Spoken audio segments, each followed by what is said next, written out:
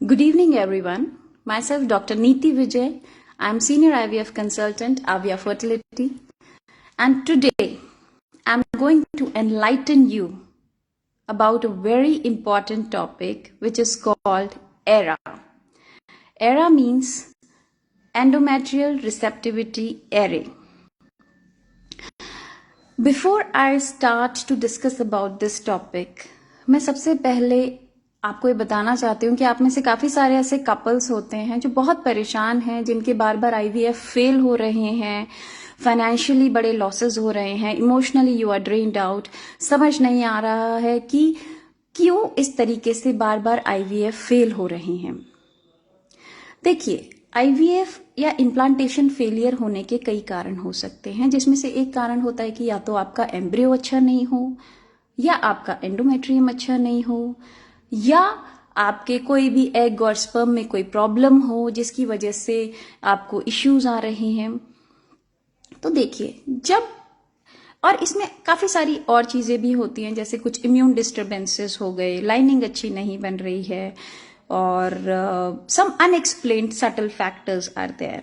Okay, for those couples जिनके embryos बहुत अच्छे हैं, they have good grade embryos, the euploid embryos, basically those genetically good embryos, और couples जिनका uterus भी अच्छा है, जिनकी लाइनिंग भी अच्छी है, लेकिन उनका भी जब आईवीएफ फेलियर होता है तो काफी परेशानी होती है, काफी आपको समझ नहीं आता कि क्या किया जाए, right?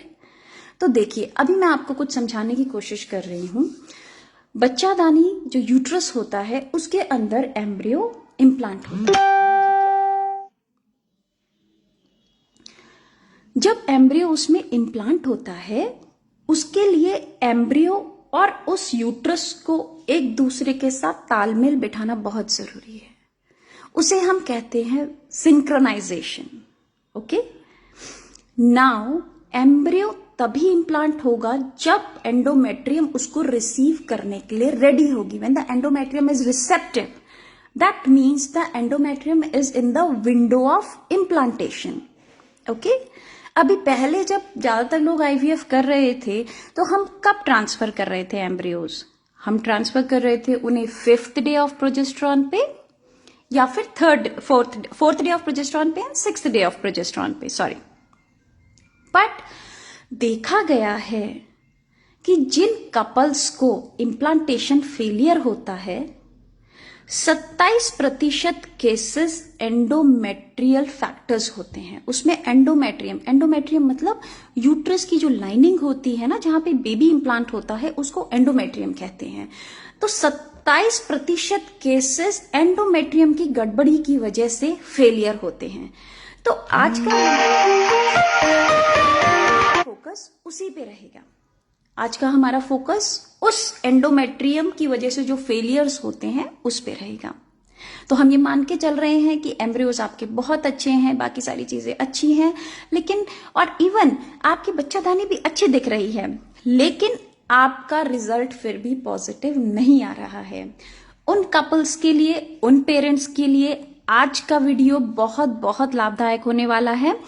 So now with this background, we will start understanding what is ERA or endometrial receptivity array. ERA एक मॉडर्न टेक्नोलॉजी है। ERA क्या है? ERA आपको आपकी एंडोमेट्रियल रिसेप्टिविटी बताती है। कब आपकी एंडोमेट्रियम तैयार है उस एम्ब्रियो को रिसीव करने के लिए, ERA आपको वो बताती है। समझ रहे हैं आप? तो ERA, जैसे मैंने आपको बताया कि प्रोजेस्टेरॉन के 4th और 6th डे पे हम एम्ब्रियोज ट्रांसफर कर देते हैं, लेकिन स्टडीज हुई हैं जिनमें देखा गया है कि आपका एंडोमेट्रियम तो उस टाइम पे रिसेप्टिव ही नहीं था। आपका एंडोमेट्रियम उस टाइम पे रिसेप्टिव नहीं था, इसलिए आपका रिजल्ट पॉजिटिव नहीं आ रहा था। तो आइए हम जाने इस टेक्निक को जो आपके रिजल्ट को और पॉजिटिव कर सकती है, यानी कि आपका एम्ब्रियो सही टाइम पे इम्प्लांट हो सकता है by knowing the window of implantation from this new technique called as ERA। So ERA स्टडी करती है, एरा एक ट्रांसक्रिप्टोमिक्स है, ठीक है। जैसे आपका एक पर्टिकुलर सिग्नेचर होता है ना, तो एरा भी आपका जो बच्चादानी है उसका जो जीन एक्सप्रेशन है उसकी जेनेटिक स्टडी करती है, ठीक है। जेनेटिक एक्सप्रेशन कैसे कि यानी कि जब आपकी एंडोमेट्रियम बहुत रिसेप्टिव है, जब आपकी एंडोमेट्रियम बहुत ज्यादा रिसेप्टिव है, जब आपके बेबी को एम्ब्रियो को इम्प्लांट हो जाना चाहिए, उस टाइम पे किस तरीके के जीन्स एक्सप्रेस हो रहे हैं, वो चीज हमें पता चलती है एंडोमेट्रियल रिसेप्टिविटी एरे के थ्रू। तो आइए जानते हैं कि कब किया जाता है एरा। तो एरा किया जाता है उन कपल्स में जिनको बार बार इम्प्लांटेशन फेलियर्स हो रहे हैं, जैसा कि मैंने आपको पहले भी बताया कि जिनके बार बार आईवीएफ फेल हो रहे हैं, जिनके एम्ब्रियोज अच्छे हैं, जिनका यूट्रस भी अच्छा है, लाइनिंग भी अच्छी है, फिर भी एम्ब्रियोज इम्प्लांट नहीं हो रहे हैं, उन कपल्स के लिए हम एरा करना चाहते हैं। तो एरा कैसे करते हैं आइए जानते हैं। एरा हम पेशेंट को दूसरे दिन बुलाते हैं पीरियड्स के, हम उनको कुछ दवाइयां शुरू करते हैं, हम उनका लाइनिंग तैयार करते हैं, एंडोमेट्रियम तैयार करते हैं। जब वो रेडी हो जाता है, जैसे आप एम्ब्रियो ट्रांसफर के लिए जब लाइनिंग तैयार करते हैं, जब वो रेडी हो जाता है उस वक्त हम उनका अंडर एनेस्थीसिया, अंडर थोड़ा सा सेडेशन देते हैं और उस एंडोमेट्रियम को हम बाहर निकाल लेते हैं। उसे बाहर निकाल के हम एक मीडिया में रखते हैं और उसको 4 डिग्री सेल्सियस पर फ्रीज कर देते हैं 4 घंटे के लिए। उसके बाद ये सैंपल भेजा जाता है स्पेन, क्योंकि स्पेन में ही वो सॉफ्टवेयर है जिससे ये सारे जीन्स जो आपके एंडोमेट्रियम के हैं वो स्टडी किए जा सकते हैं। ओके, इसकी रिपोर्ट आने में लगते हैं 2 हफ्ते। 2 हफ्ते के बाद हमें पता चल जाता है कि हम जिस दिन आपका एम्ब्रियो ट्रांसफर करना चाहते हैं वो सही दिन है या नहीं, ठीक है। तो एरा आपको 3 चीजें बताता है। एरा आपको बताता है कि जिस टाइम पे आपने ट्रांसफर किया that was the right time और नॉट, यस और no. If it is yes तो हम ट्रांसफर उसी टाइम पे करते हैं, ओके।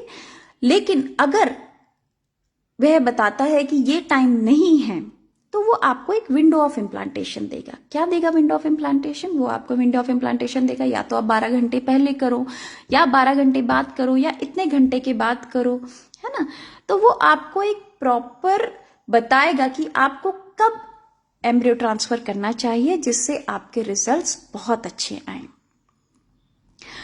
तो this is an expensive test but it is very very useful for couples जो काफी परेशान हो रहे हैं, जिनके आईवीएफ काफी बार फेल हो रहे हैं।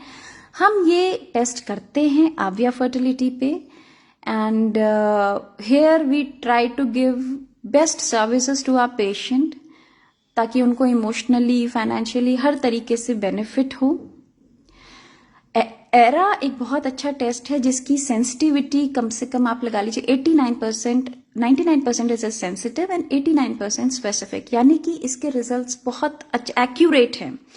और एरा का रिजल्ट जो होता है कम से कम 36 महीने यानी कि 3 साल तक वैलिड भी रहता है। तो अगर आप वेट भी करते हैं, अगर आप ये टेस्ट करा के वेट भी करते हैं, बाद में भी एम्ब्रियो ट्रांसफर कराते हैं, तो हम एरा के रिजल्ट्स वैलिड होते हैं। तो हमें ये तकलीफ नहीं होनी चाहिए, हमें इस चीज की परेशानी नहीं होगी आपको कि आपका अभी तो पॉजिटिव था, अभी तो आपका मतलब अभी तो एरा कराया था फिर एम्ब्रियो ट्रांसफर कराया, तो आपको कितने टाइम बाद एरा रिपीट कराना होता है। तो इट इज लाइक कि 3 साल के लिए आपके एरा के रिजल्ट्स वैलिड रहते हैं।